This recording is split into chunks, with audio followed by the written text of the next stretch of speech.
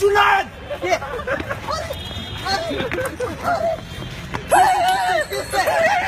ভাই কে কে তুই আমার চিনস না জুনায়েদ তুই অনেক রে কি কইছস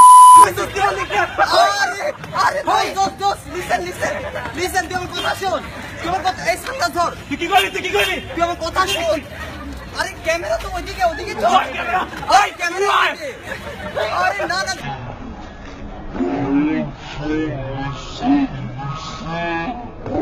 আরে লিসেন কথা শোন আমি অনেক কিছু বলি নাই দোস্ত আমার কাছে এভিডেন্স আছে আমার কাছে ওকে আমার কাছে স্ক্রিনশট আছে তাহলে তুই আমাকে দেখা আগে তুই আমাকে দেখা তোর দেখাই দিব আরে কথা শোন দোস্ত কথা শোন না কথা শোন আমি ফেলি নাই তুই আমার কথা শোন তুই আমার চিনস না দোস্ত আমি তোকে ভাইয়ের মতো মনে করি আমি তোকে ভাইয়ের মতো মনে করি তুই আমার কথা শোন আমি জানতাম না অনেকের সাথে তোর সম্পর্ক আমি জানতাম না আমি জুনায়েদ খাবো ও শিট আচ্ছা না তুই আমার কথা শোন আমি জুনায়েদ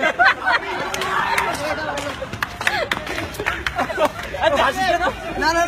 আমি জানতাম না অনেকের সাথে তোর রিলেশন আমি জানতাম না আচ্ছা অনেককে ডাকলেই তো হয় অনেককে কি বলছিস আমি অনেককে ডাকিয়ে এসেছি আমি তোকে কি বলছি আমি তোকে কি বলছি তুই আমাকে বল বাবু তুমি আসো বাবু তুমি আসো বাবু আমি জুনায়েদ আমি কি বলছি আমি এগুলো কিছু না আমি এগুলো কিছু বলি নাই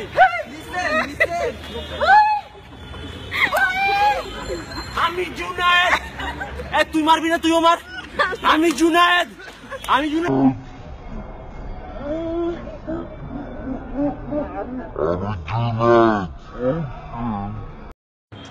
সো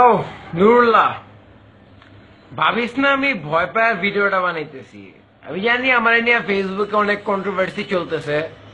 বিভিন্ন পেজে আমারে পচা রাখতেছে না আর ওখানে কমেন্ট গুলাতে তো ভদ্রলোকেরা খুব ভালো ভাষা ইউজ করতেছে ওগুলো নিয়ে আমার মাথা ব্যথা নেই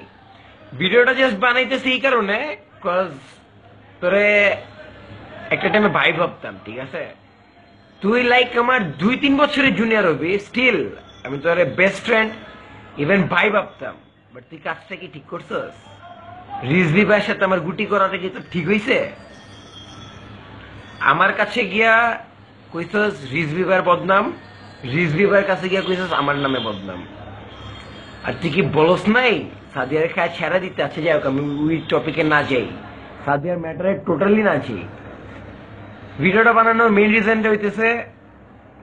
যে তোরে যে আমি কালকে না পরশু মারলাম মারার পর যখন আমি ভিডিওটা আবার দেখছি দেখার পরে আমার লাইক নিজেরই খুব খারাপ লাগতেছিল যে এমনি আসলে তোর মারাটা উচিত হয় নাই আমার and I am really sorry for that তো মুখে হ্যাঁ তুই আমার থ্রেড দিছস পরে এটা জায়েজ স্বাভাবিক মাইর খাওয়ার পর থ্রেড দিবে এটা স্বাভাবিক ওটা নিয়ে মাইন্ড করি নেই